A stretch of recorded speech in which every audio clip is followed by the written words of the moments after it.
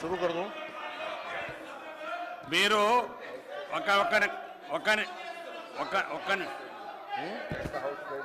మీరు చాలా సందర్భాల్లో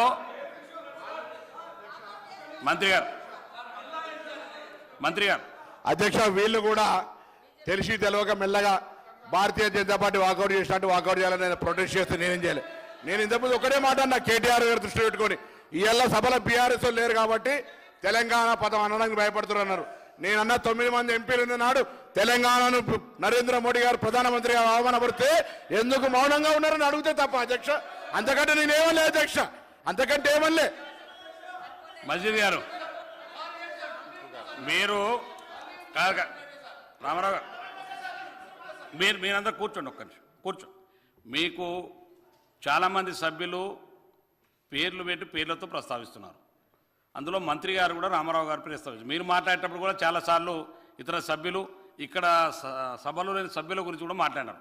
ఇట్లా అందరికీ క్లారిఫికేషన్కి ఇస్తుంటే ఉన్నటువంటి సమయం ఇంకా చాలామంది మాట్లాడవలసిన వాళ్ళు ఉన్నారు, డిప్యూటీ సీఎం గారు మాట్లాడవలసిన వాళ్ళు ఉన్నారు.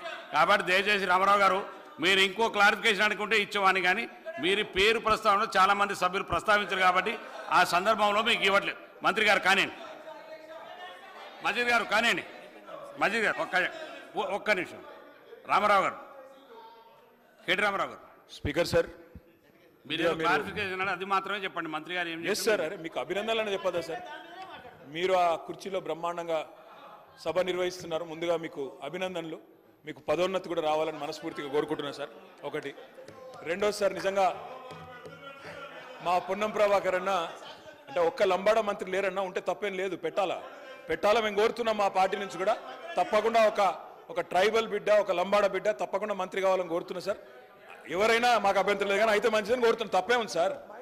అధ్యక్ష సార్, నేను చెప్పనేయండి సార్, మీ గురించే చెప్తున్నా సార్. సార్, మా పొన్నం ప్రభాకర్ అన్న నాకు పాత దోస్తు సార్. 2009 నుంచి మేము దోస్తులం సార్.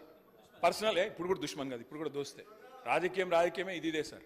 అయితే కానీ అన్న మాట్లాడితే ఇలా బాగా అనిపించింది సార్. ఆవేశంతో మా మహేశ్వర్ రెడ్డి నీళ్ళు ఇచ్చేదాకా పోయింది సార్ కథ. ఆవేశంతో ఊగిపోతూ తెలంగాణ గురించి తన కమిట్మెంట్ తను ప్రదర్శించిన తీరు ఏదైతుందో నాకు బాగా నచ్చింది సార్. ముఖ్యమంత్రి గారు, నేను వారిని అభినందిస్తున్నా పొన్నం ప్రభాకర్ గారిని. అయితే ముఖ్యమంత్రి గారి మధ్యలో 2-3 సార్లు ఒక మంచి ప్రతిపాదన పెట్టింది సార్.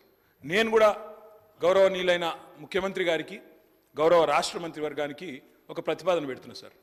ముఖ్యమంత్రి గారి మధ్యలో 2-3 సార్లు అన్నారు. నేను కూడా అదే ఉటంకిస్తున్నాను తప్ప కొత్తదేం చెప్తలేను సార్.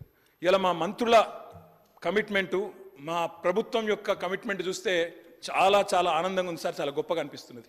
అందుకే దయచేసి ముఖ్యమంత్రి గారి నాయకత్వంలో బ్రహ్మాండంగా ఢిల్లీలోని జంతర్ మంతర్లో ఆమరణ దీక్షకు మొత్తం మంత్రివర్గం కూర్చోండి సార్. మేము అండగా ఉంటాం, మేము చుట్టూ కూర్చుంటాం, సచ్చేదాకా కూర్చోమనండి, మేము అండగా ఉంటాం. కేంద్రంతో కొట్లాడదాం. మొత్తం మంత్రివర్గం మంచిగా జంతర్ మంతర్లో కూర్చోండి.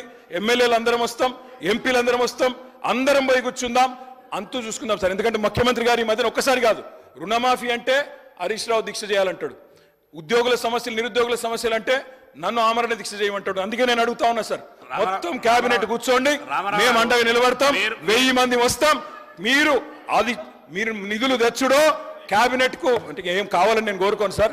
ఆమరణ దీక్ష కూర్చోవాలని చెప్పి మనస్ఫూర్తిగా మీ కమిట్మెంట్ అభినందిస్తూ ధన్యవాదాలు.